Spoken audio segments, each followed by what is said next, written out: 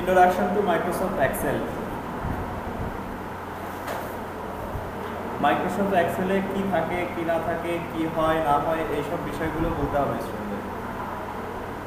Microsoft এক্সেলের কাজ কি, এটার ক্যালকুলেশন কি, এটা দিয়ে কি আমি দরখাস্ত তৈরি করবো নাকি এটা দিয়ে প্রেজেন্টেশন তৈরি করবো, এটার কাজটা কি সেটা স্টুডেন্টদের খুলে বলতে হবে। বুঝে আসছেন? এক্সেলের মূল ফাংশন হচ্ছে ক্যালকুলেশন, কন্ডিশন, তারপরে হচ্ছে লজিক, রিপোর্ট, শিট এইসব প্রডিউস করা। বুঝে আসছেন? কী কী বললাম? ক্যালকুলেশন, কন্ডিশন, লজিক, রিপোর্ট, তারপরে শিট প্রডিউস করা। বুঝে আসছে? যেখানে ম্যাথমেটিক্যাল ফাংশনগুলোই 90% আর টেক্সটগুলো 10% থাকে। বুঝে আসছে? এখান থেকে কী করা যায়? অটোমেটেড জেনারেটেড অনেক ফাংশন আছে যেগুলো করা যায় অ্যাডভান্স লেভেল। যেমন একটা ইনভয়েস তৈরি করবো, যে ইনভয়েসটা অটোমেটিক ক্যালকুলেট করবে। আমি শুধু নাম্বারগুলো ইনপুট দেবো আর সে অটোমেটিক ক্যালকুলেশন করে দেবে। প্রাইস দেওয়া থাকবে, ওই প্রাইস অনুযায়ী কোয়ান্টিটি সেট করা থাকবে, সে টোটালটা বের করে দেবে এবং টোটালটা বের করে দেবে আমাকে, যে সর্বমোট কত হলো এই জাতীয়। ইন্ট্রোডাকশনটা, এটার ইন্টারফেসটা দেখতে অনেকটা এমএস ওয়ার্ডের মতোই আর ওয়ার্ডের মতোই প্রায় সবগুলো, কিছু হয়তো পার্থক্য আছে। এখানে ইন্ট্রোডাকশন করানোর সময় তাদের আগে মেনুগুলোর নামগুলো মুখস্থ করে দিতে হবে আর এরপরে বাকি অংশটা প্রায় সেম। আর এটা মূলত এটা একটা ট্যাবল, এভাবে ইন্ট্রোডাকশন করালে স্টুডেন্টদের আগের অবস্থা থেকে তারা কিছু একটা নলেজ পাবে। অর্থাৎ এমএস ওয়ার্ডে যে ট্যাবল তৈরি করেছিল এটা একটা ট্যাবলের সাথে তুলনা করা যেতে পারে। তো এটার মধ্যে কলাম আছে, রো আছে এবং সেল আছে। সেল পয়েন্টার, সেলের রেফারেন্সগুলো তাদের বুঝিয়ে দিতে হবে। সেল রেফারেন্স বলতে কি বোঝায়? সেল রেফারেন্স হলো এই সেলটার নাম কি। যেমন আমি যে সেলটাতে এখন ক্লিক করে রাখছি সেটার নাম হচ্ছে C11। সি হচ্ছে কলামের নাম আর 11 হচ্ছে রোর নাম। কলাম এবং রো মিলে একটা সেল তৈরি হয়েছে। বুঝে আসছে? ওকে, ফাইন। এটা প্রয়োজন হয় যখন গোটুতে যাবেন তখন। গোটুতে গেলে স্টুডেন্ট বলবে যে গোটুতে আমি কী লিখবো, এখানে লেখা আছে রেফারেন্স। রেফারেন্সের ঘরে কী লিখবো? রেফারেন্সের ঘরে আছে সেলের নাম লিখবো। সেলের নাম আমি পাবো কোথায়? কলাম এবং রো দুইটার সমন্বয়ে সেলের নাম তৈরি হবে। আগে কলামের নাম আসবে, তারপরে রোর নাম। যেমন আমি এখানে লিখি 100H, হবে? হবে না, লিখতে হবে কি H100। আগে কলামের নাম, তারপরে রোয়ের নাম্বার। আই থিঙ্ক এগুলো জানার দরকার নেই, এগুলো জানেন। আচ্ছা, ফর্মুলা কপি করার বিষয়টা কি? আমার এখানে শিটটা ওপেন করি।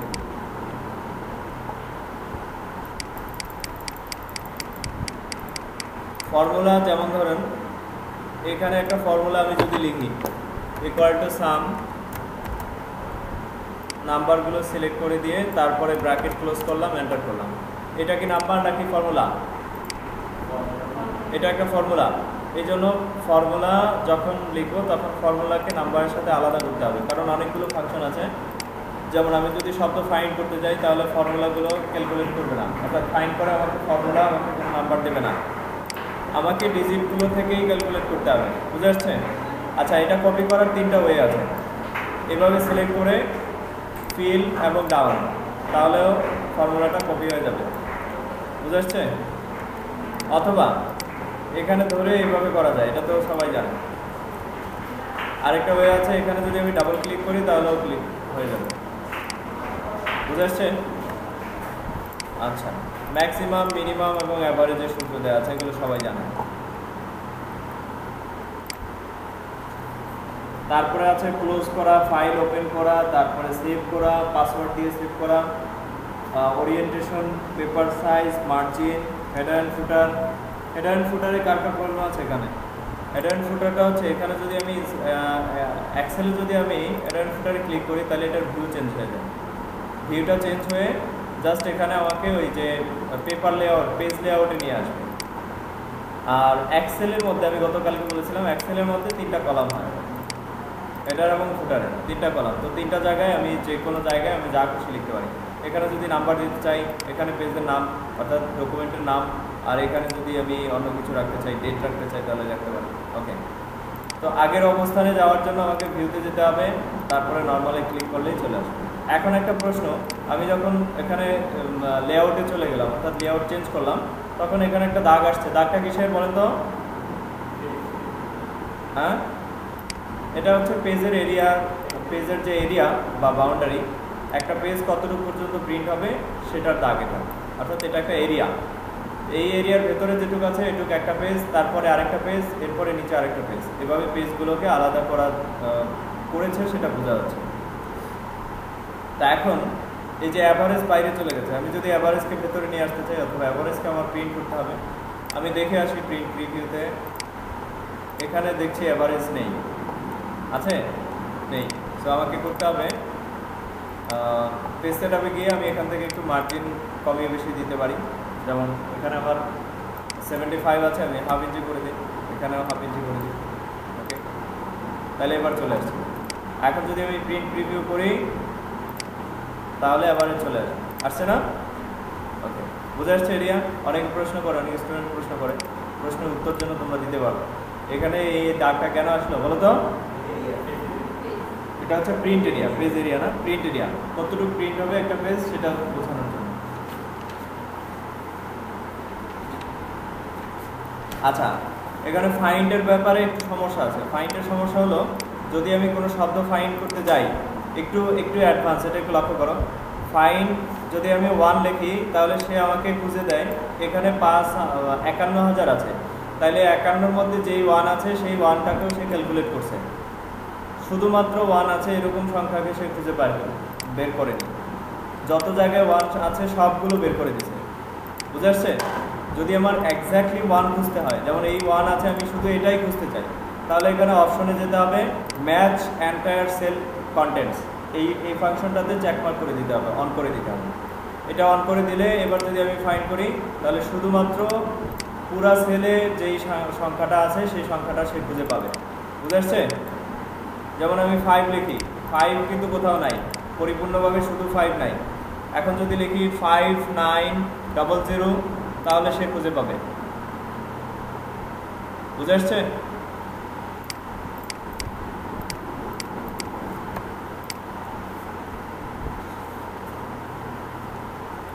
রিপ্লেসের বেলায় এরকমই।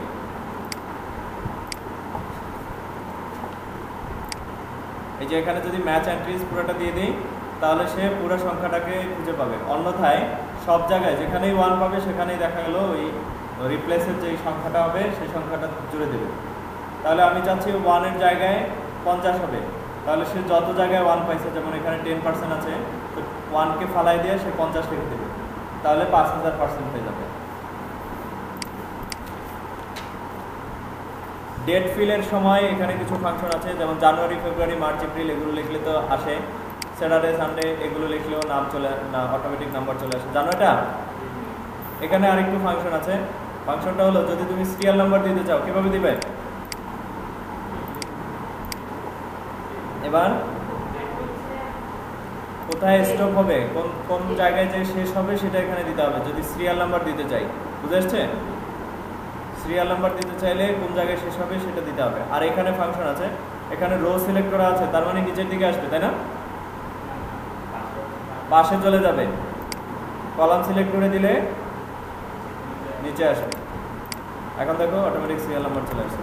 এগুলো তোমরা জানো, কিন্তু একটু সমস্যা আছে। এখানে একটা ধারা আছে, ধারা, অর্থাৎ 1-এর পরে 2, 3, 4 না এসে আমি যদি ধারার পরবর্তী সংখ্যার নাম শুনছো, ধারার পরবর্তী সংখ্যা ম্যাথে একটা ফাংশন আছে, আর শর্ট কোয়েশনে প্রায়ই আসে।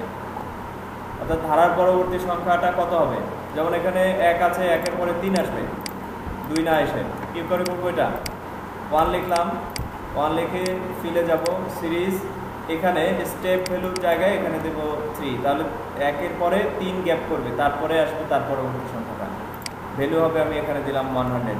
লোকেট 1-এর পরে আসছে 4, 2, 3 ক্যান্সেল, তারপরে 4-এর পরে আসছে 7, ঠিক আছে, তারপরে 3, অর্থাৎ প্রত্যেকটা স্টেপের মধ্যে সে ওই রকম পরিমাণ গ্যাপ করে রাখবে যেটা আমি স্টেপ ভ্যালুতে দিয়ে রাখবো। Is it clear? আর ট্রেন বলতে বোঝা যাচ্ছে, যেমন আমি এখন সিরিয়াল নাম্বার 1 থেকে দিতে চাই না, আমি সিরিয়াল নাম্বার দিতে যাচ্ছি 500 থেকে বা এই জায়গাটা থেকে, তাহলে এখানে আসবো সিরিজ, এবার এখানে ট্রেন্ড অন করে দিই, ট্রেন্ড সিলেক্ট করতে হবে, সরি। তাইলে সে পরবর্তী সংখ্যাগুলো লিখে দিবে যতটুকু দরকার। ফিলের অনেকগুলো ফাংশন ছিল, সবগুলো আমি বলে দিছি। আর এখানে ডেটের বেলায় একটা অপশন আছে। এইভাবে যদি শেষ করতে যাই তাহলে তো 2-3 বছর লেগে যাবে। একটা ডেট লিখি, ডেট কিভাবে লিখতে হয়? প্রথমে মাস লিখতে হয়, তারপরে দিন, তারপরে বছর। বুঝে আসছে? না হয় এখানে ক্যালকুলেট হবে না। আমি যদি মাস পরে লিখি, তারপরে ডেট লিখি, আগে ডেট লিখি, তারপরে মাস লিখি, তাহলে হবে না। বুঝে আসছে? ডেট সাপোর্ট করছে কিনা সেটা বোঝার উপায় হলো, ডেট যখন অ্যাপ্লাই হবে তখন এটা রাইট লাইনে চলে যাবে, ডান পাশে চলে গেছে। আমি যদি ভুল লিখি, যেমন 13 দিয়ে মাস হয় না, 13/10/1990, তাহলে এটা সে কিন্তু ক্যালকুলেট করে না, অর্থাৎ এটা সে একটা টেক্সট হিসাবে নিছে, ডেট হিসাবে নেয়নি। এই জন্য এটা এখনো লেফট লাইনে আছে। আমি যদি এটাকে চেঞ্জ করে 12 করে দিই তাহলে সে বুঝবে যে এটা একটা ডেট। ক্লিয়ার? নাম্বারের যদি টাইম লিখতে যাই, টাইমের বেলায় আমাকে দিতে হবে মাঝখানে ক্লোন লিখতে হবে, ঘন্টার পরে ক্লোন দিতে হয়, ঘন্টা, তারপরে ক্লোন, তারপরে মিনিট। এটা দিলে সে বুঝবে যে এটা একটা টাইম। আমি যদি এভাবে লিখি 10.30, তাহলে সে এটাকে টাইম হিসেবে নেবে না, এটাকে অন্য কিছু হিসেবে ক্যালকুলেট করে দিচ্ছে। বুঝে আসছে? তো টাইম লিখতে হলে ঘন্টার পরে ক্লোন দিতে হবে। রাইট ইট, তোমরা লেখো না কেন? আর যদি ডেট লেখে, ডেটের বেলায় কোশ্চেন হলো প্রথমে মাস, তারপরে ডে, তারপরে ইয়ার।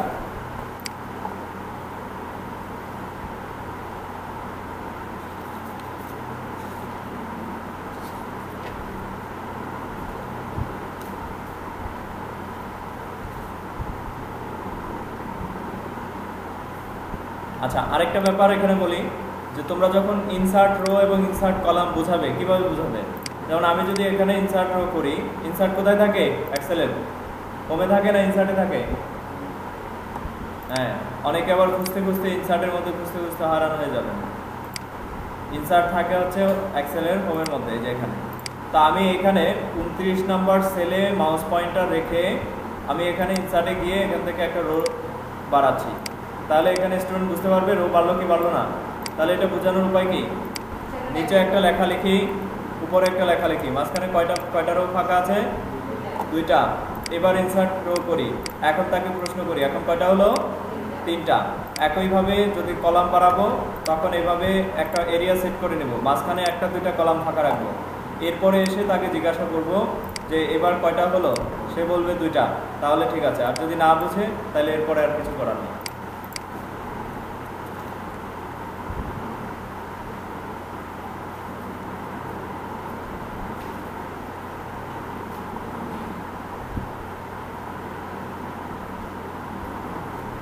অটো ফিট সিলেকশন বুঝো? রো হাইট, রো উইড এবং কলাম, এগুলো খুব সহজেই বোঝা যায়। হাইট মানে উচ্চতা, আর উইড মানে পাশে প্রস্থ।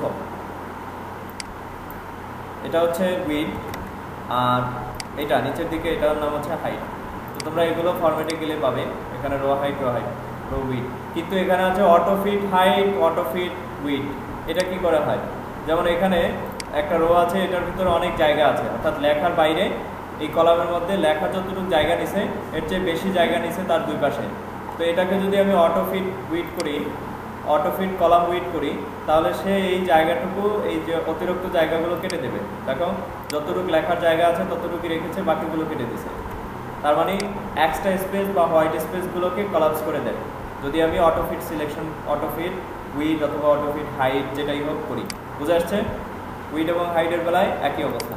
যেমন এখানে হাইট আছে, আমি এখানে যাই ফরম্যাটে, তারপরে অটো ফিট রো হাইট, সে আমাকে ওই যতটুকু জায়গা টেক্সটের মধ্যে লাগছে ততটুকু রেখে দিয়ে বাকিগুলো কেটে দিচ্ছে।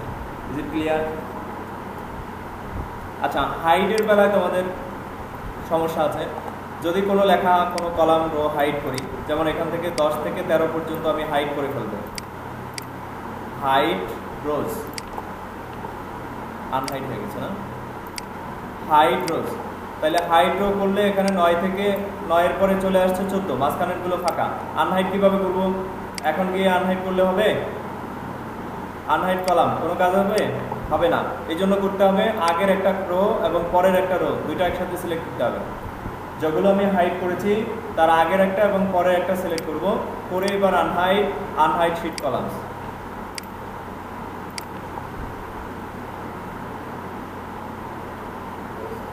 আনহাইড, ও আচ্ছা রো হবে তাই না?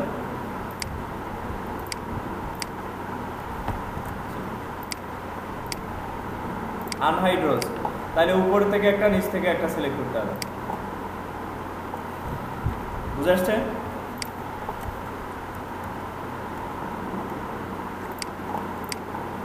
আচ্ছা, ওখানে একটা ফাংশন আছে, যেমন এর বাইরে যে অতিরিক্ত অংশগুলো আছে এগুলো সব হাইড করা আছে তোমাদের এই শীটগুলোর মধ্যে। এই যে এখানে লক্ষ্য করো, এখানে আর কিছু দেখা যাচ্ছে না, তার মানে কি এর বাকি অংশটা হাইড করা আছে। তা আমি এটাকে আনহাইড কীভাবে করব? এই যে এখানে ক্লিক করব, এই পয়েন্টটার নাম আছে সিলেক্ট অল বা অল সিলেক্ট করার জন্য এই অপশনটা আছে, অথবা তোমরা এখান থেকে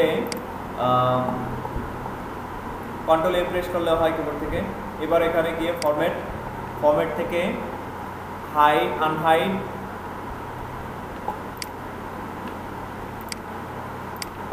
আনহাইড কলামস। এবার দেখো সবগুলো চলে আসছে। এবার আবার বাকিগুলোকে হাইড করার উপায় কি? প্রথমে এর পরের পুরো কলামটাকে সিলেক্ট করো, এখানে ক্লিক করলে কলামটা সিলেক্ট হবে।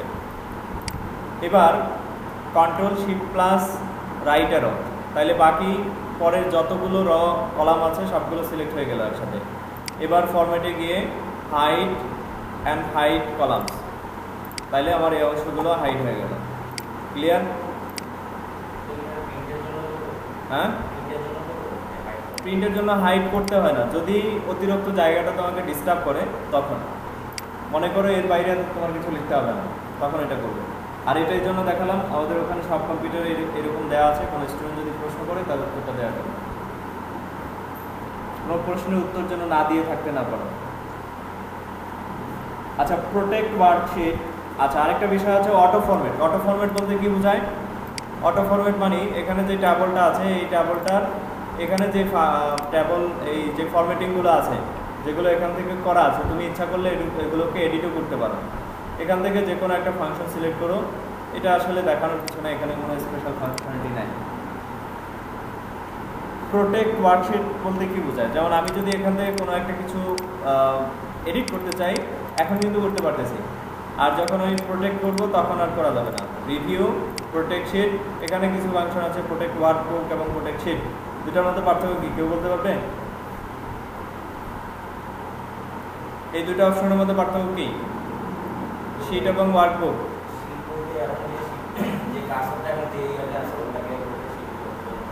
আর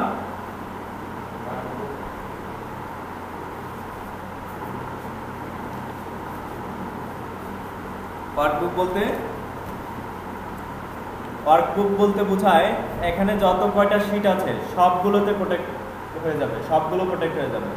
এখানে কয়টা শিট আছে, 1 2 3 যা আছে সবগুলো প্রোটেক্ট হয়ে যাবে। আর শুধু শিট মানে এই শিটটা, যে পার্টিকুলার শিটটা এখানে আছে। আচ্ছা, এখানে পাসওয়ার্ড দেব, আমি 1 লিখলাম, আবার লিখছি, ওকে। এবার দেখো এডিট করার কোনো সুযোগ নেই। ক্লিক করলে সে বলবে এটা প্রোটেক্টেড, আনপ্রোটেক্ট করতে হবে, তারপরে সে এডিট করার সুযোগ দেবে। Is it clear? তারপরে আছে ডাটা শর্টিং। এটা তোমরা জানো তো নাকি? এখানে ডাটা শর্ট সম্পর্কে লেখা আছে। ডাটা শর্ট মানে সাজানো। তো সাজানোর বেলায় 3টা স্টেপ আছে যেগুলো তোমাদের জানা উচিত। এখানে স্টেপগুলো হচ্ছে, যদি টেক্সট হয় তাহলে A to Z, যদি নাম্বার হয় তাহলে বিগেস্ট এবং স্মলেস্ট, সবচেয়ে বড় এবং সবচেয়ে ছোট দিয়ে শর্ট করা যায়। যদি ডেট হয় তাহলে হয় ওল্ডার এবং ওল্ডেস্ট এবং নিউয়েস্ট। এগুলো কীভাবে হয়?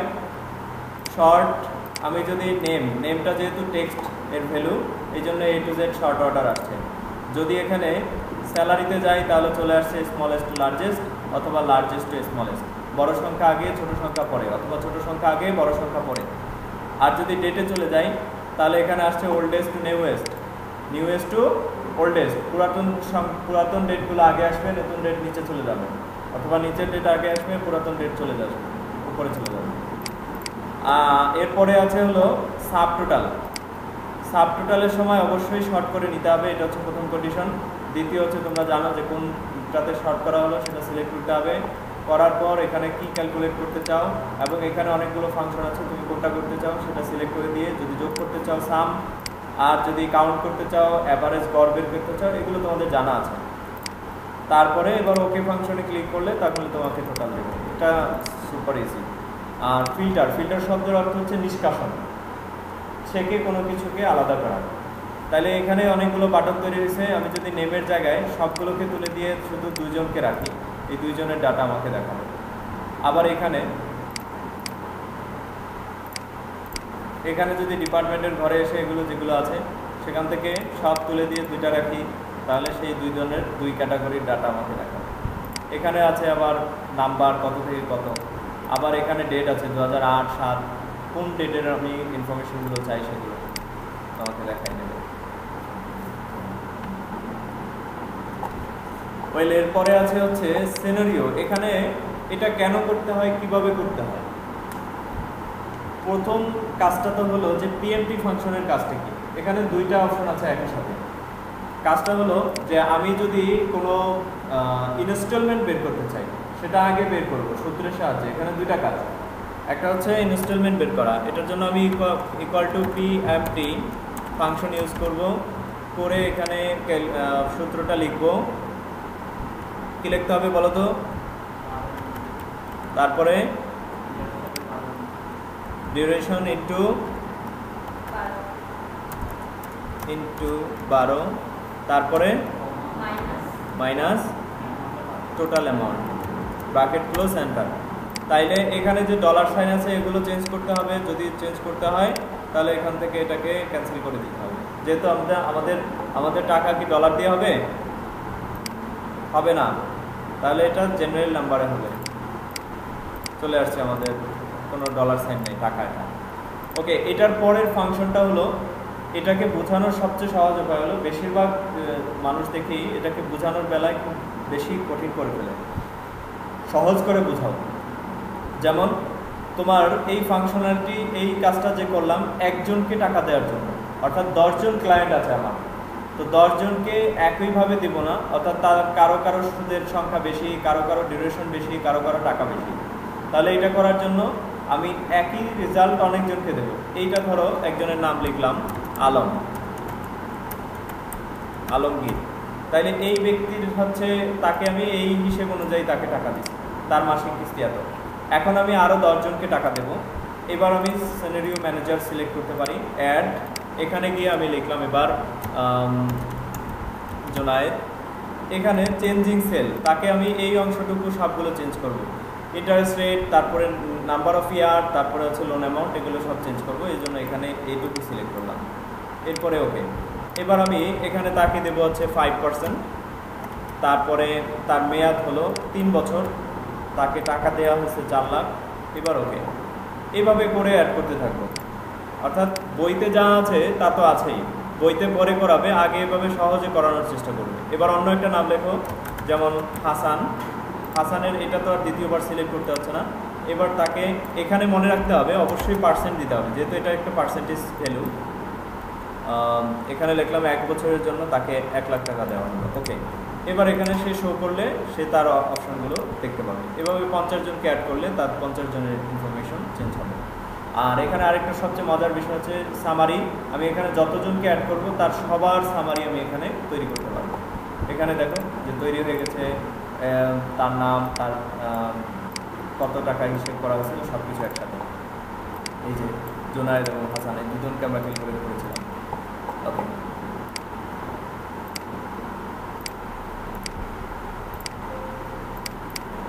আচ্ছা, এরপরে আছে এখানে একটা ফাংশন, একটা অপশন আছে। এটা আগে স্টুডেন্টদের বোঝাতে হবে যে এটার কাজটা কি।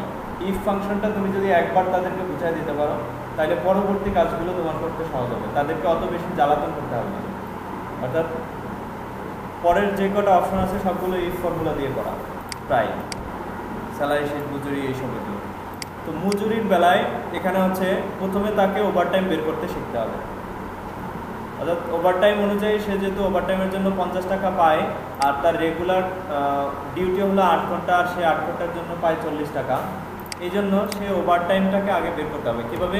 ইফ, তাকে বোঝাইতে হবে, যদি তোমরা এটাকে বাংলায় বলবা, যদি তার টোটাল কাজের সময়টা 8 ঘন্টা থেকে বেশি হয়, তাহলে 8 ঘন্টা তার কাজের সময়টা থেকে 8 ঘন্টা বিয়োগফলটা এখানে শো করবে, 8 ঘন্টার বিয়োগফল, অর্থাৎ টোটাল কাজ থেকে 8 ঘন্টা বিয়োগ করলে যা পাওয়া যাবে সেটা দেখাবে। আর যদি না হয় তাহলে শূন্য দেখাবে, অর্থাৎ তার যদি 8 ঘন্টার বেশি না থাকে তাহলে শূন্য দেখাবে। ইফ ফাংশনটার লজিক, এই যে এখানে তোমরা যখন ইফ ফাংশনে ক্লিক করবা তখন এটার সিনট্যাক্সটা তোমাদের দেখাবে। সিনট্যাক্সটা বোঝার চেষ্টা করো। এখানে লেখা আছে ইফ, তারপরে লেখা আছে লজিক্যাল টেস্ট। লজিক্যাল টেস্ট মানে হচ্ছে, আমি বলছিলাম এক্সেলের লজিক এবং কন্ডিশন এগুলোতে খুব বেশি কাজ হয়। তো লজিক্যাল টেস্ট মানে হচ্ছে আমি এখানে কি ধরনের লজিক, মানে আমার এখানে যুক্তিটা কি, অর্থাৎ এই যুক্তিটা যদি হিট করে, অর্থাৎ সে যদি বাজারে যায় তাহলে মাছ কিনবে, আর যদি ঘরে থাকে তাহলে ডাল কিনবে, কিছু না কিছু করতে হবে। তাহলে যাওয়াটা হচ্ছে লজিক, সে যদি যায় তাহলে যেটা করবে সেটা হচ্ছে ট্রু রেজাল্ট, আর যদি না যায় তাহলে সেটা হচ্ছে ফলস রেজাল্ট। এখানে লেখা আছে true value, value if true and value if false. তো সে যদি তার যদি 8 ঘন্টার বেশি বেতন থাকে, তারপরে কমা দিয়ে যেই ভ্যালুটা লেখা আছে এটা হচ্ছে ট্রু ভ্যালু, অর্থাৎ যদি হয় তাহলে 8 ঘন্টা মাইনাস করে বাকিটা এখানে দেবে। আর যদি ফলস হয়, 8 ঘন্টার বেশি না থাকে, তাহলে শূন্য দেবে। Result is here. ক্লিয়ার? পেমেন্টটাও এরকম, ইফ যদি তার ওভারটাইম গ্রেটার দেন 0 মানে হচ্ছে সামথিং আছে, 0 থেকে বড় মানে 1 2 3 কিছু না কিছু আছে, ওকে, তাহলে তার ওভারটাইম ইন্টু 50। তাছাড়াও তার যে ওখানে 8 ঘন্টা রয়ে গেছে, আমরা যেটা ক্যালকুলেট করে মাইনাস করে রেখেছিলাম, সেটার জন্য সে 8 ঘন্টা ইন্টু 40 টাকা পাবে।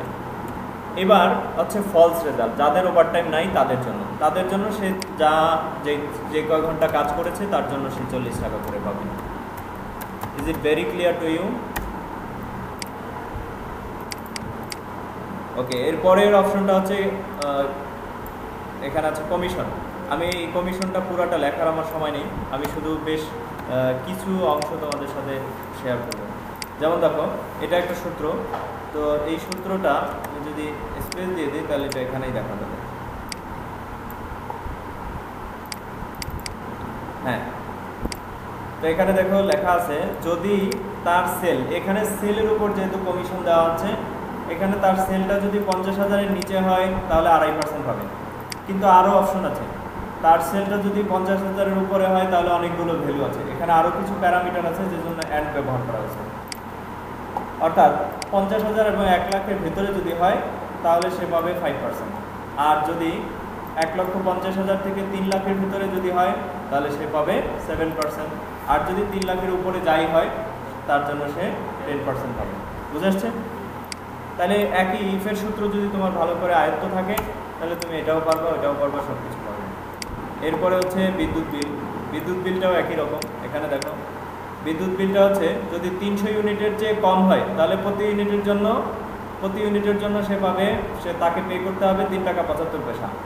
আর যদি তার 600 ইউনিট থেকে কম হয়, 300 ইউনিট পর্যন্ত, তাহলে সে পে করবে 5 টাকা 50 পয়সা। 900 ইউনিটের কম হলে সে পে করবে 7 টাকা 75 পয়সা। তারপরে 900 ইউনিটের উপরে এবার যত হয় সেটার জন্য 8 টাকা 50 পয়সা পে করবে। এটা প্রথম ইফটা যদি তাদের ভালো করে বুঝাই দাও তাহলে এগুলো বোঝানো অনেক সহজ। এবার আসি পিভট টেবলে। সাধারণত পিভট টেবল নিয়ে অনেকের সমস্যা আছে। পিভট টেবল কি হয়, কেন হয়, কীভাবে হয়, সেটা বুঝতে সমস্যা আছে। পিভট টেবলটা মূলত হচ্ছে টেবলটাকে টেবল থেকে নানা ধরনের আরও নানাবিধ টেবলকে প্রডিউস করা, অর্থাৎ টেবল থেকে রিপোর্ট প্রডিউস করা, টেবল থেকে কোনো বিল জেনারেট করা। যেমন ধরো এটা একটা টেবল, এই টেবলটা থেকে আমি টেবলটার রূপরেখা পাল্টে দেব, অর্থাৎ এই টেবলটার কলাম হেড আছে হচ্ছে এগুলো, আমি এখানে কলাম হেড করতে চাই হচ্ছে এই নামগুলো দিয়ে কলাম হেড করতে চাই, অর্থাৎ নামের মধ্যে কি কি ফাংশনালিটি, তারা এই লোকগুলো কি কি কাজ করছে এগুলো নিচে চলে আসবে। একটা এক্সাম্পল দিই, যেমন ধরো এখানে আমি এটা থেকে ধরে, তোমরা তো এখানে টিকমার্ক করে দিলে হয়ে যাচ্ছে, ওকে ফাইন। এটা স্টুডেন্টদের বেলায় এভাবে করলে একটা রিপোর্ট জেনারেট হচ্ছে, সবার জন্য একটা বিল তৈরি হচ্ছে। কিন্তু এখানে আরও কিছু অ্যাডভান্স জিনিস আছে যেগুলো তোমাদের জানা উচিত।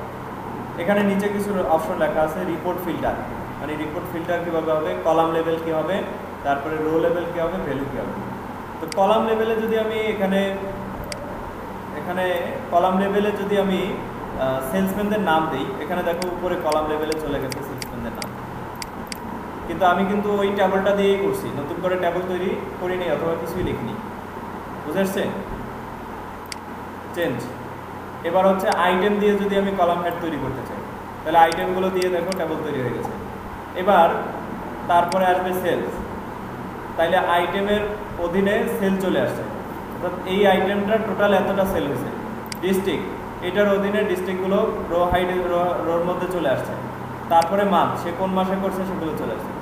সো আমি একটা টেবল থেকে যে কোনো ধরনের রিপোর্ট জেনারেট করতে পারি পিভট টেবল দিয়ে। পিভট টেবলটা অনেক পাওয়ারফুল একটা টুল এক্সেলের জন্য। বুঝে আসছে? তোমরা এটাকে আরও বিস্তারিত জানার চেষ্টা করো এবং অনেক ভালো করে বুঝো। আর সাধারণত স্টুডেন্টদের বোঝানোর জন্য এটাকে খুব সহজে বোঝাইতে হবে, যেন অনেক বড় হলে তাদের মাথায় সমস্যা হবে, বুঝতে নাও পারে। তাহলে পিভট টেবল মূলত রিপোর্ট জেনারেট করার জন্য, যে কোনো টাইপের রিপোর্ট বোঝানোর জন্য, তৈরি করার জন্য, প্রডিউস করার জন্য ব্যবহৃত হয়। আর এটা এইভাবে তৈরি করতে হয়। এখানে আরও ফিল্ড তৈরি করা যায়, তারপরে আরও অনেক ফাংশনালিটি আছে, এগুলো তোমরা স্টাডি করো।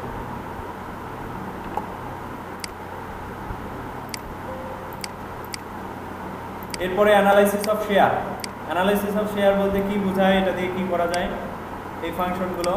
এখানে হচ্ছে একটা বিজনেসের আইডিয়া দেওয়া আছে, অর্থাৎ কীভাবে সেল করলে তার কী ধরনের খরচ হবে, কী ধরনের ক্যালকুলেশন রাখা দরকার, কী ধরনের হিসেব নিকেশ করা উচিত, আর বিক্রি করার সময় কী ধরনের হিসাব করা উচিত। টোটাল এখানে বলা আছে কয় তারিখে সে কিনেছে, কোন কোম্পানি থেকে কিনেছে এবং কত পিস, আর এখানে হলো খুচরা মূল্য। তাইলে এখানে টোটালটা বের করতে হলে আমাকে অবশ্যই তার কোয়ান্টিটিকে গুণ করতে হবে খুচরা মূল্য দিয়ে, তাহলে সে টোটালটা পেয়ে যাবে। একই ফাংশন এখানেও, কমিশন হচ্ছে টোটালের উপরে ইকুয়াল টু টোটাল 4% ইন্টু 4%, তাহলে কমিশন দেওয়া যাবে। কস্ট এবং অ্যামাউন্ট, কস্টটা হলো তার এখানে খরচটা কত হলো, এবং অ্যামাউন্ট হলো তার খরচটা এইখানে কেনার সময় তার টোটাল অ্যামাউন্টটা কত। প্রফিট লস হলো এটা এবং এটা থেকে মাইনাস করলে যেটা আসবে। টার্মস মানে মেয়াদ, যদি মেয়াদ হয়, আচ্ছা এখানে দেয়া ছিল সেগুলো আমি ক্যালকুলেট করি। এখানে দেখো এটাকে এখানে গুণ করা হয়েছে, এখানে আচ্ছা এখানে হলো এই দুটাকে যোগ করলে তার হচ্ছে তার খরচটা বের হয়ে গেছে। এখানে এটা আর নিচের অপশনটার মধ্যে ভিন্নতা আছে, এখানে মাইনাস করা হলো, এখানে যোগ করা হয়েছে। এখানে হচ্ছে কস্ট বের করছি, আর এখানে হলো আমার খরচ এবং প্রফিট দুইটাই এই অ্যামাউন্টের মধ্যে আছে। এখন যদি প্রফিট লস চিন্তা করি, তাহলে কস্টটাকে আমার টোটাল বিক্রয় থেকে বাদ দিতে হবে, তাহলে যদি বেশি থাকে তাহলে প্রফিট হবে, যদি কম হয়ে যায় তাহলে লস হবে। আর এখানে টার্মস আছে, দেখো এখানে ইফ সূত্র ব্যবহার করা আছে। যদি বেচা এবং কেনার মধ্যে 365 দিনের বেশি সময় লাগে, অর্থাৎ বেশি সময় ধরে তারা করতে পারে, তাহলে সেটা হচ্ছে লং টার্ম। আর যদি 365 দিনের কম হয় তাহলে সেটা হবে শর্ট টার্ম। ওকে, তারপরে এখানে আছে স্যালারি শিট। স্যালারি শিটের মধ্যে তাদের টাইটেলগুলো আগে বুঝিয়ে দেবে, টাইটেলগুলো কি। এখানে হচ্ছে জব টাইটেল, বেসিক মানে মূল বেতন, অ্যালাউন্স মানে ভাতা, হাউস রেন্ট বাসা ভাড়া, মেডিকেল চিকিৎসা ভাড়া, ভাতা, তারপরে হচ্ছে overtime hour, overtime rate, overtime payment, providence fund, income tax, advance, gross pay, total debit, তারপরে হচ্ছে নিট পে, তাকে কত টাকা পে করতে হবে। এখানে কোনো কিছু জানার আছে তোমাদের? অ্যালাউন্সের মধ্যে বলা আছে যদি 5,000 থেকে বেশি হয় তাহলে 10%, আর যদি কম হয় 5%। সব ইফ সূত্র দিয়ে করা, এবং এগুলো একই রকম, তোমরা লক্ষ্য করো এখানে একই রকম করে দেওয়া আছে। মেডিকেলটা ফিক্স, অ্যাডভান্সটাও ফিক্স, এরপরে ওভারটাইম আওয়ারটাও ফিক্স, সে যত ঘন্টা কাজ করছে। আর এখানে অনেকে প্রশ্ন করে যে 26 এবং 8-এর মানে কি? 26 মানে কি? কুইক, তাড়াতাড়ি বলো, 26 মানে কি? 26টা হচ্ছে মাসের কতদিন কাজ করি সেটা, একটা মাসের কতদিন কর্মদিবস। কর্মদিবসটা যদি 26 হয় 26, যদি 22 হয় 22, তাহলে সেটা ভাগ করলে প্রতিদিনের মূল্য বের হবে। এরপরে 8 ঘন্টা প্রতি দিনের মধ্যে 8 ঘন্টা কাজ করি সেটা, যদি 10 ঘন্টা কাজ করি 10 ঘন্টা হবে, তাহলে প্রতি ঘন্টার মূল্য বের হবে। আচ্ছা, প্রভিডেন্স ফান্ড এখানেও ইফ দেওয়া আছে, ক্যালকুলেট করা আছে। আর এখানে একটু ব্যাপার আছে, যদি তার 12 মাসের বেতন সমান 1 লাখ টাকা হয়, তাহলে 12 মাসের বেতন হচ্ছে বেসিক ইন্টু 12, তাহলে 12 মাসের বেতন ইজ গ্রেটার দেন 1 লাখ। যদি 1 লাখের বেশি হয় তাহলে 5%, এর বেশি যদি না হয় তাহলে তাকে পে করতে হবে না, কম হলে পে করতে হবে না। অ্যাডভান্স গ্রোস পে হলো তার সর্বমোট কত টাকা পে আছে। এবার তার ডেবিট কর্তনের সর্বমোট এখানে যোগ করা আছে যেগুলো কাটা যাবে, আর নিট পে এবার কাটা গিয়ে তার টোটাল পাওয়া আছে। ডাটা কনসলিডেশন হলো অনেকগুলো তথ্যকে একসাথে অ্যাড করা। হতে পারে তোমার অনেকগুলো বিজনেস আছে, সেই বিজনেসগুলোকে কীভাবে একসাথে কনসলিডেট করবা। কনসলিডেট করার সহজ উপায় হলো, এখানে আমি স্টেপগুলো বলে রাখি। স্টেপ অবশ্যই এখানে প্রোডাক্টের উপর ক্লিক করতে হবে, করে ডাটা, তারপরে কনসলিডেট, এগুলো তোমরা জানো ভালো করে। ডিলিট ডিলিট ডিলিট, এখানে টিক মার্কগুলো তুলে দিয়ে, অর্থাৎ এটা এখন একটা ফ্রেশ কনসলিডেশনে আছে। আমি এবার এখান থেকে ক্লিক করে রেফারেন্সগুলো অ্যাড করতে থাকবো। এখান থেকে নিয়ে টোটালটাকে সিলেক্ট করব, এবার অ্যাড, তারপরের অংশটা, এগুলো সবই একই ক্যালকুলেশন, একই প্রোডাক্টের নাম এবং প্রাইস সব কিছুই এখানে দেওয়া আছে।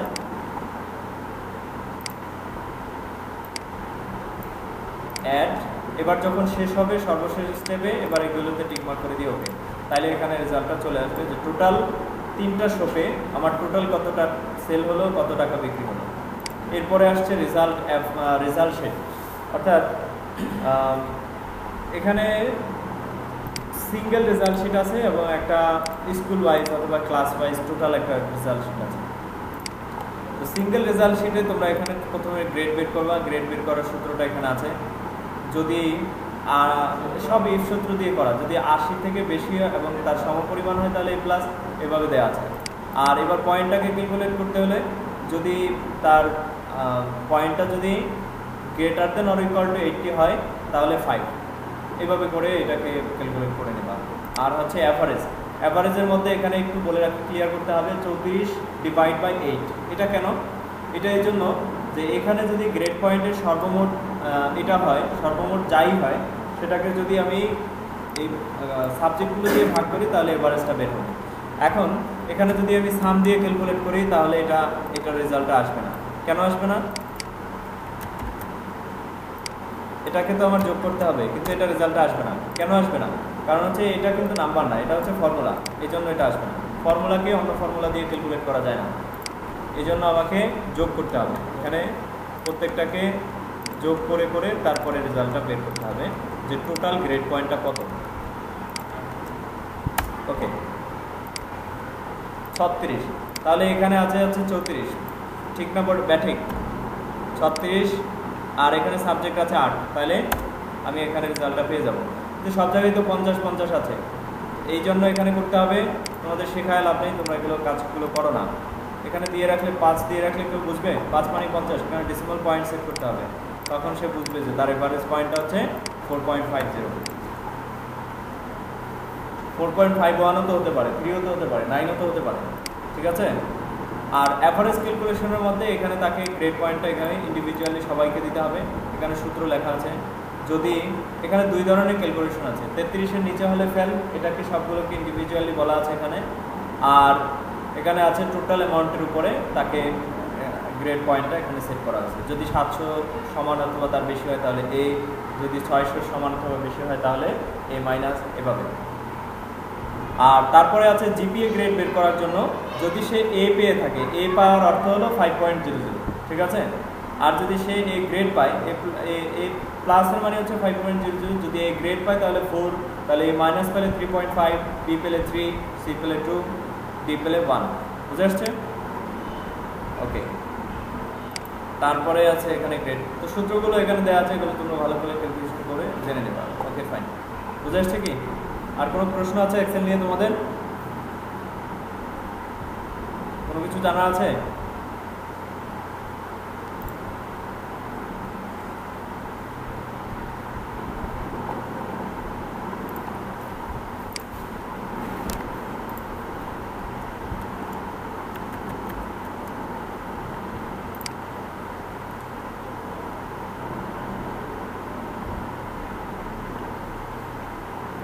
পাওয়ার পয়েন্ট অনেক গুরুত্বপূর্ণ একটা সফটওয়্যার, অনেক গুরুত্বপূর্ণ। কত গুরুত্বপূর্ণ কল্পনা করতে পারবে না। এটার কাজও আছে, অনেক অনেক কাজ আছে।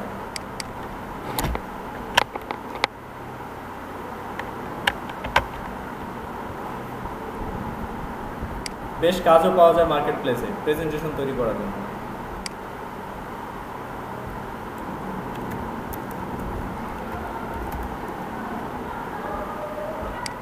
প্রেজেন্টেশন তৈরি করে বিক্রিও করা যায়।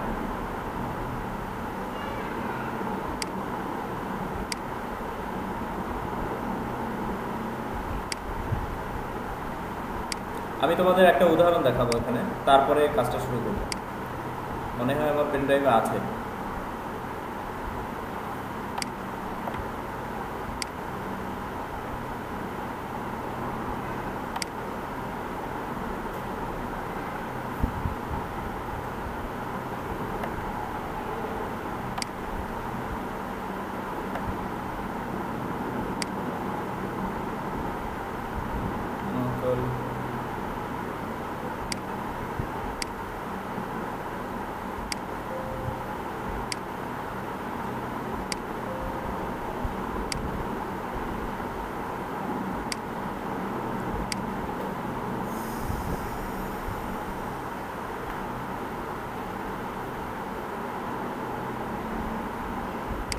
এখানে নাই, থাক।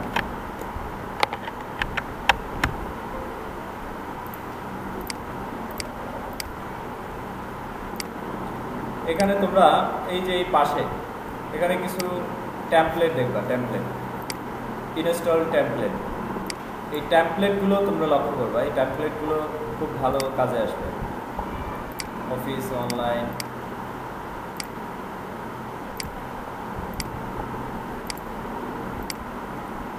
দেখি এখানে কি কি টেমপ্লেট আছে। ইনস্টল টেমপ্লেট, ফটো অ্যালবাম তৈরি করা, স্লাইড শো,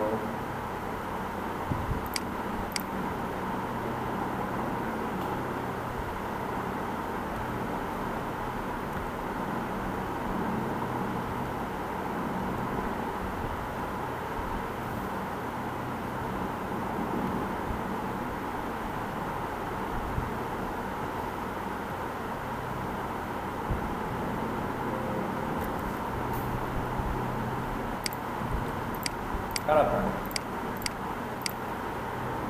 এগুলো তো তোমরা দেখো না কখনো।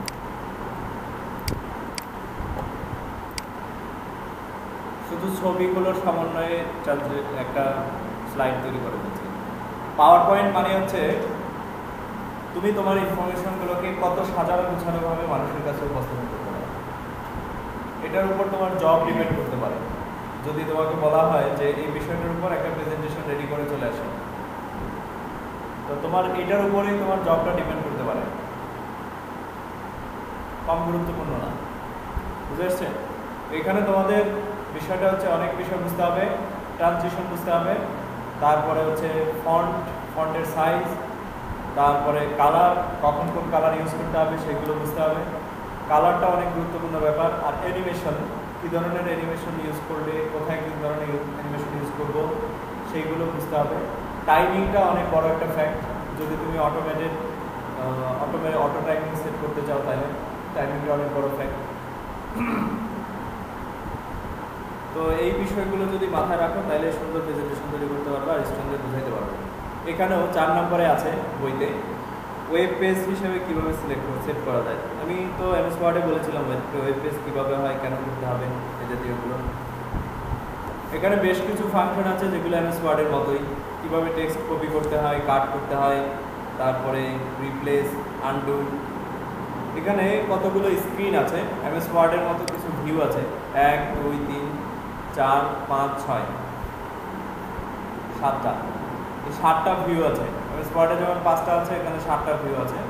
অফিস ওয়ার্ড 2007-এ, ঠিক আছে? তো এইগুলো স্লাইড শর্টার। স্লাইড শর্টার মানে হচ্ছে তোমার স্লাইডগুলোকে থাম্বনেইল হিসেবে শো করবে।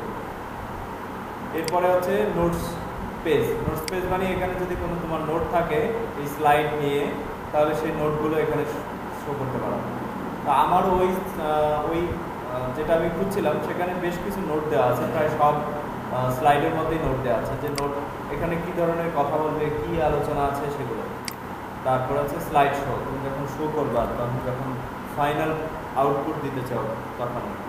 আর এটা একটা ভিউ আছে মাস্টার শো, অর্থাৎ মাস্টার স্লাইড বা স্লাইড মাস্টার দিয়ে তুমি দেখতে পারবা যে এই ডিজাইন টেমপ্লেটটায় কতগুলো অপশন সাপোর্ট করে, অর্থাৎ কতগুলো ফাংশনালিটি এখানে আছে যেগুলো সাপোর্ট করে যেই যেই ধরনের স্টাইলগুলো এখানে তুমি অ্যাপ্লাই করতে পারো। যেমন ধরো এটা একটা সুন্দর অ্যাপ্লাই, এখানে ক্যাপশন লিখতে পারবা, এখানে ইমেজ অ্যাড করতে পারবা, এখানে আবার এখানে ক্যাপশন অ্যাড করতে পারবা, লিখতে পারবা, এখানে লিখতে পারবা। সুন্দর একটা ডায়াগ্রাম দিয়ে সুন্দর একটা লেআউট দিয়ে সেট করা আছে। তো স্লাইড মাস্টার তোমাকে আইডিয়া দেবে তুমি কী ধরনের স্লাইড ডিজাইন করতে পারো। মূলত তোমার স্লাইড তো হচ্ছে এখানে যেটা আছে এটা কিন্তু স্লাইড মাস্টার তোমাকে দেখাবে যে কতগুলো স্টাইল তুমি এখানে সাপোর্ট করবে যেগুলো তুমি ইউজ করতে পারো। তারপরে আছে হ্যাংআউট মাস্টার, এখানে তোমাকে যদি তুমি এটা প্রিন্ট করতে চাও তাহলে তোমাকে প্রিন্ট করার জন্য তোমাকে দেখাবে একটা A4 সাইজ পেপারের মধ্যে তুমি এগুলোকে ইচ্ছা করলে প্রিন্ট করতে পারো। এখানে হেডার এবং ফুটার থাকবে, ফুটার আছে, এখানে স্লাইড নাম্বার আছে। নোটস মাস্টার, অর্থাৎ কী ধরনের নোটের মধ্যেও তুমি কী ধরনের সুযোগ সুবিধা পেতে পারো সেগুলো দেখানো।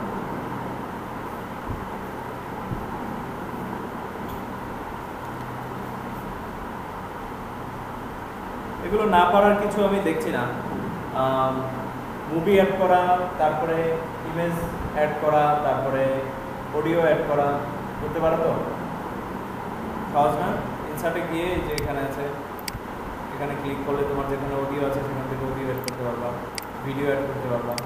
এখানে ক্লিপ আর্টেও অপশন আছে, ক্লিপ আর্ট থেকেও তুমি অডিও পেতে পারো। আচ্ছা, আরেকটা ফাংশন আছে এখানে স্লাইডের ব্যাকগ্রাউন্ড। স্লাইডের ব্যাকগ্রাউন্ডটাতে যদি তুমি পিকচার দিতে চাও তাহলে কি দিতে চাও সেটা তোমার এখানে আছে। সলিড ফিল মানে হচ্ছে একটা একটা রং, নিরেট রং, অর্থাৎ কোনো ধরনের কম বেশি নাই, পুরো একটা খাঁটি রং। আর গ্রাডিয়েন্ট ফিল মানে হচ্ছে যেখানে দুইটা কালার থাকে। আর পিকচার মানে হচ্ছে তুমি যদি কোনো ছবি দিতে চাও সেই ক্ষেত্রে এখানে ফাইলে ক্লিক করে ছবি ব্রাউজ করে ওকে।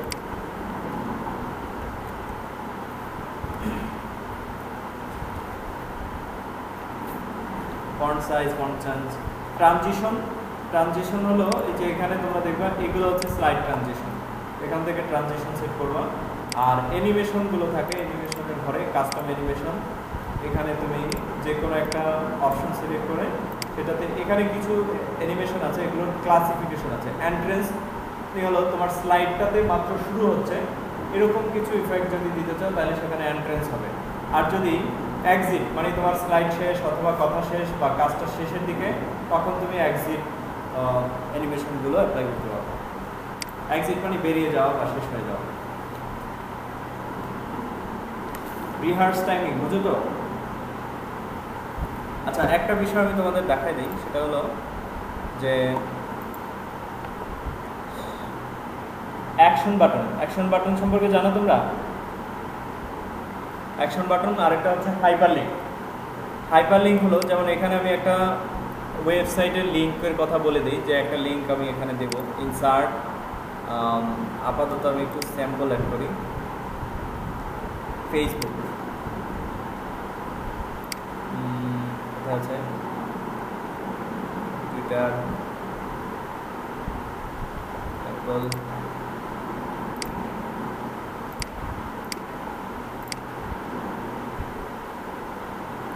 অথবা ধরো হোয়াটসঅ্যাপ, অথবা এই যে ফেসবুক আছে।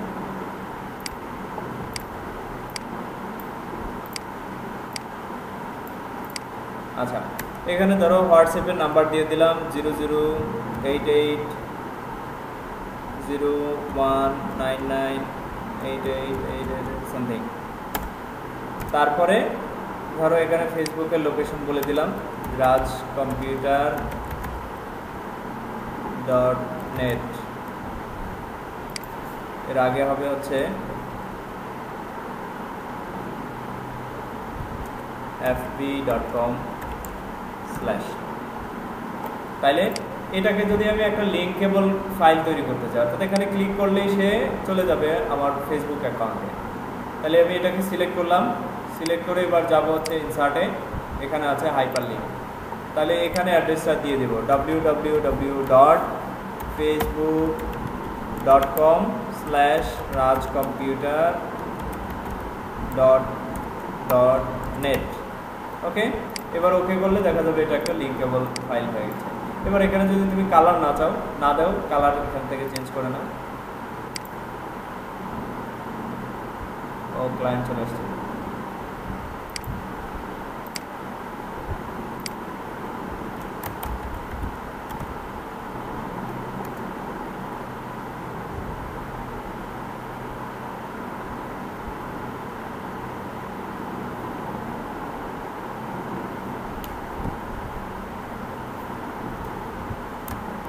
But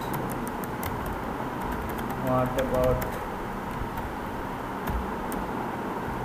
previous one?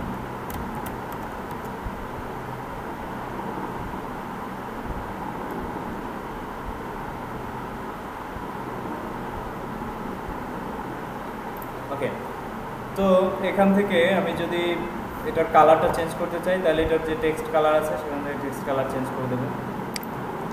এটা হচ্ছে ফিল কালার।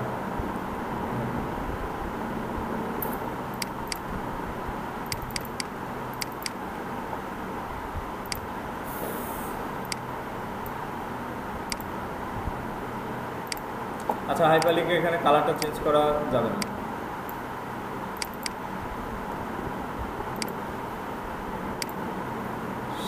শেপের কালারটা চেঞ্জ করে দিতে পারে। আচ্ছা, যাই হোক, এটা হলে কি হবে, আমি যদি প্রিভিউ করি এখন,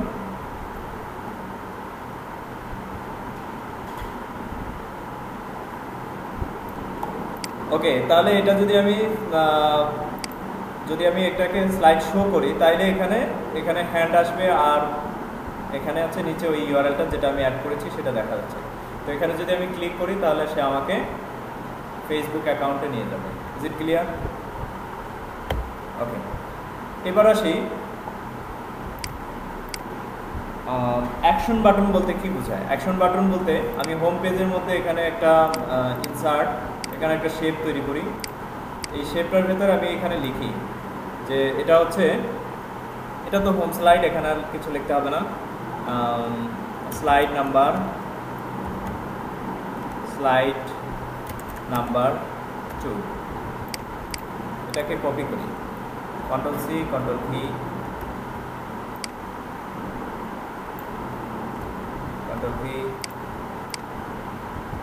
কয়টা আছে?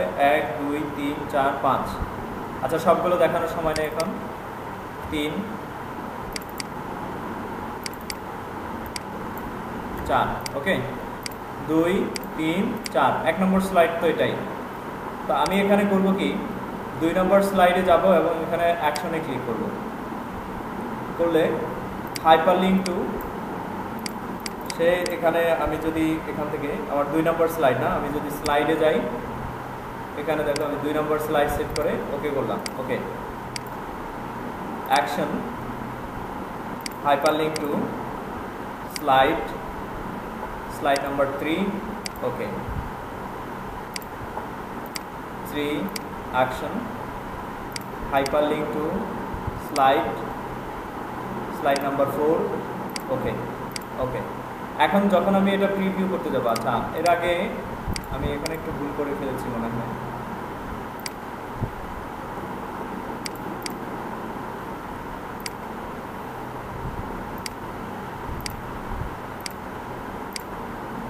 এখানে এটা হওয়ার কথা ছিল না। আচ্ছা থাক, সমস্যা নেই। এবার এগুলোকে একটু কপি করি, Ctrl+C Ctrl+V, তো এখানে না রেখে এখানে রাখতে পারি, Ctrl+V, এগুলোকে সিরিয়ালি উপরে নিচে রেখে দিই, সহজ। এবার আমি স্লাইড শো এবং ফ্রম বিগিনিংয়ে ক্লিক করি। এখন দেখো আমার মাউস পয়েন্টার এখানে নিয়ে আসে, যদি আমি এটাতে ক্লিক করি তাহলে সে আমাকে 2 নম্বর স্লাইডে নিয়ে যাচ্ছে। এখানে ক্লিক করলে 3 নম্বর স্লাইড, আবার 2 নম্বর স্লাইড, 3 নম্বর স্লাইড। এটা হচ্ছে অ্যাকশন বাটনের কাজ, বুঝে আসছে? ওকে, বারবার করতে আরেকটা অপশন আছে পেন কালার। পেন কালার হচ্ছে এখানে থাকে সেটিংয়ের মধ্যে, সেটআপ শো, এখানে পেন কালার আছে রেড, আমি হোয়াইট করে দিই। ওকে, এবার স্লাইড শো করি। এখানে রাইট বাটন ক্লিক করলে আমি একটা অপশন পাবো, পয়েন্টার্স অপশন। এখান থেকে আমি নেই বল পয়েন্ট পেন। এবার এখানে যদি আমি লিখি তাহলে একটা লেখা হচ্ছে, বাট এটার কালারটা এখানে দেখো, এখান থেকে ইন কালার ব্ল্যাক দেওয়া আছে। আমি যদি এখান থেকে চেঞ্জ করে হলুদ করে নিই তাহলে এখানে কালারটা চেঞ্জ হবে। এটাই হচ্ছে পেন কালার। দেখা গেলো কোনো একটা স্লাইড শোতে মধ্যে, কোনো একটা প্রোগ্রামের মধ্যে আমাকে এভাবে কাউন্ট করে দেখাইতে হয় যে এটা হচ্ছে, এভাবে মার্ক করে দেখাইতে হয় অনেক কিছু। তখন আমরা পেন কালারের সাহায্যে এই কাজগুলো করতে পারি। যেমন ধরো এখানে সাদার মধ্যে হলুদ দেখা যাচ্ছে না, I have to change the colour, তাহলে আমাকে এখানে ব্ল্যাক করলে সেখানে দেখা যাবে। বুঝে আসছে? ইরেজ অল, আমি সব মুছে দিলাম। ওকে, হ্যান্ডস লাইন।